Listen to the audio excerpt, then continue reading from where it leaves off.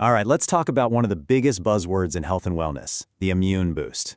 Today, we're going to dig into why science tells us to think a little differently, not about boosting, but about building real, sustainable immune resilience. You've seen it everywhere, right? On vitamin bottles, in articles, on juice cleanses, everywhere. This promise to boost or supercharge your immune system. But is that actually what we should be aiming for? Let's get into it. From a scientific standpoint, the idea of boosting your immunity doesn't make a whole lot of sense. The truth is, you really don't want a hyperactive immune system. An over-the-top response is exactly what's behind allergies, where your body freaks out over something harmless like pollen. It's also the cause of autoimmune diseases, where the body literally starts attacking itself. The real goal, the term scientists use, is immune homeostasis. And honestly, the best way to think about it is like a finely tuned orchestra. You don't want the drums blasting at full volume all the time, right? No, you want every section playing in perfect harmony. That balance, that is what keeps you healthy. So, if we want to achieve that perfect harmony, we first have to meet the players in our orchestra. Your immune system isn't just one thing. It's this incredible two-part defense force. So here's the breakdown. On one side, you have your innate immunity. These are your first responders. They're fast, they're always on patrol, and they use general tools like your skin and all-purpose fighter cells to handle any immediate threat. Then you've got your adaptive immunity. These are the special ops. They take longer to get going, but they are incredibly precise. They use specialized cells to hunt down a specific enemy, and, this is the really cool part, they remember it, so they're ready for it next time. And where is the command center for this whole operation? The headquarters for this massive defense force? You might be surprised by this, but a whopping 70 to 80% of your body's immune cells are hanging out right in your gut. Yeah, your gut is basically immune system ground zero. So if the gut is command central, then it only makes sense that nutrition is the fuel that keeps the whole system running smoothly. Let's look at how to properly nourish these natural defenses. Every single stage of your immune response depends on getting the right micronutrients.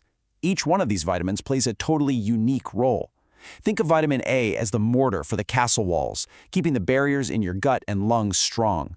Vitamin C is like the field commander, making your white blood cells better at their job. And vitamin D? That's the general, calling the shots for your powerful T-cell responses. They are literally the building blocks of a resilient immune system. Okay, but what about just chugging those fizzy vitamin C packets? Is more always better? Well, when it comes to vitamin C, the science is pretty clear. Nope. For most people, taking megadoses won't stop you from catching a cold. In reality, if you take more than 2,000 milligrams a day, you're more likely to get an upset stomach, and your body just gets rid of the rest. And it's not just about vitamins, of course. Minerals are just as crucial. Take zinc. It's involved in the function of nearly every single one of your immune cells. And here's a fun fact. Some clinical trials have actually shown that taking zinc lozenges within the first 24 hours of symptoms can actually shorten how long you have a cold. And then there's this other incredible class of compounds you might not hear about as much: phytonutrients. These are the thousands of natural chemicals that give plants their vibrant colors, and they are absolute powerhouses when it comes to helping our bodies regulate inflammation. It's like nature's built-in pharmacy. This is exactly why you always hear, eat the rainbow. The quercetin you get from onions and apples helps calm things down. Curcumin, the magic stuff in turmeric, is a potent inflammation fighter. And the sulforaphane you get from broccoli and kale, it helps shut down pathways linked to chronic inflammation. And since we're talking about the gut, we have to talk about fermented foods. There was this landmark study from Stanford that found a diet rich in things like yogurt, kimchi, and sauerkraut did two amazing things. One, it seriously increased the diversity of good microbes in the gut, and two, it lowered 19 different markers of inflammation. That is a huge deal. Now, diet is a massive piece of the puzzle, but it's just one piece. So let's shift gears to the second pillar, your lifestyle. Because it's not just what you eat, it's how you live that shapes your immune health. So let's start with the absolute foundation, sleep.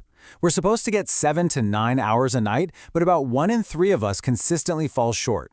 And when you're chronically sleep deprived, it puts your whole system under low-grade stress, which directly leads to more inflammation. Okay, what about exercise? Well, this chart shows something called the J-curve, and it's all about finding the sweet spot. If you're totally sedentary, your risk of getting sick is higher. But on the other end, if you're doing exhaustive, super intense training all the time, your risk also goes up because it can temporarily weaken your immune system. The Goldilocks zone? Regular, moderate activity. Think a brisk 30-minute walk most days. That's where you get the biggest protective benefit. And we have to talk about stress. When you are chronically stressed out, your body is just pumping out the stress hormone cortisol. Over time, that high level of cortisol can actually suppress your white blood cells, basically telling your defenses to stand down and making it harder for your body to fight off germs. The good news is, managing stress doesn't have to be complicated. Tiny habits can make a huge difference. Try this.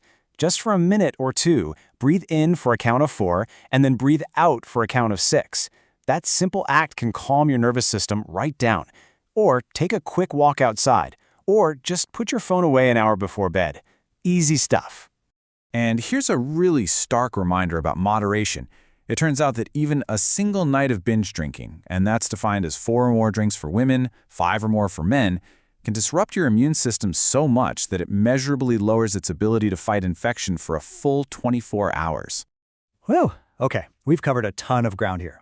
So, let's pull all these threads together into a simple, actionable blueprint you can actually use every day. Here it is, your daily plan. And the secret ingredient isn't some magic pill or powder. It's just consistency. It's about these small choices adding up. Nourish your body with lots of color. Move in a way that feels good. Protect your sleep like it's your job. Stay hydrated. And take just a couple of moments to breathe and manage your stress. This is how you build true immune balance. So, let's reframe the entire question. Let's forget about boosting. The real power is in nurturing. So as we finish up, I'll leave you with this. Based on everything we just talked about, what is one small thing you can do to nurture your immune system today?